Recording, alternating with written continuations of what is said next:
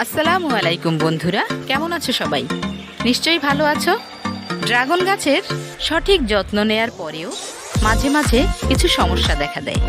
আজ তারই একটি সমস্যা এবং সমাধান তোমাদের সাথে শেয়ার করছি। প্রথমে একটি অনুরোধ করছি, যারা আমার চ্যানেলটি এখনও সাবস্ক্রাইব করনি, ভিডিও ভালো লাগলে চ্যানেলটি সাবস্ক্রাইব করে আমার পাশে থাকবে। এখানে সমস্যাটি দেখা যাচ্ছে, সাদা প্রজাপতির মতো এক ধরনের পোকার লার্ভা গাছের ডালে দেখা যায়। লার্ভা বড় হয়ে এখান থেকে প্রজাপতির আকৃতি ধারণ করে। ছোট্ট সাদা প্রজাপতি উড়ে গিয়ে অন্যান্য ডালে এভাবে বংশ বিস্তার করে। এতে খয়েরি দাগ হয়ে গাছের ডাল আস্তে আস্তে এভাবে নষ্ট হয়ে যায়। তাই সাদা গোলাকৃতিতে সাজানো লার্ভা গাছের ডালে দেখা গেলেই এর নিরাময়মূলক ব্যবস্থা নিতে হবে। তোমাদের বাগানে গাছের সংখ্যা যদি কম হয়, তাহলে একটি পাত্রে পানির সাথে ডিটারজেন্ট গুলিয়ে ছোট্ট একটি কাপড় দিয়ে আস্তে আস্তে গাছের ডালগুলো মুছে দেবে।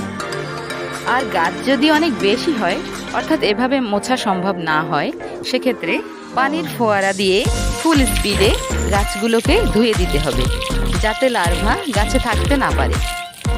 পানি দিয়ে ধুয়ে দেওয়ার পরে খুঁজে খুঁজে দেখতে হবে কোন কোন জায়গায় পানি পৌঁছায়নি। সেই সব জায়গায় একটি স্প্রে বোতল নিয়ে লার্ভা দেখলেই পানি স্প্রে করতে হবে।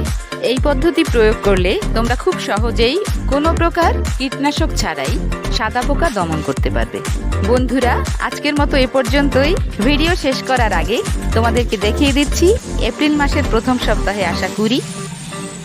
আবার কথা হবে, সে পর্যন্ত সবাই ভালো থাকো। আল্লাহ হাফেজ।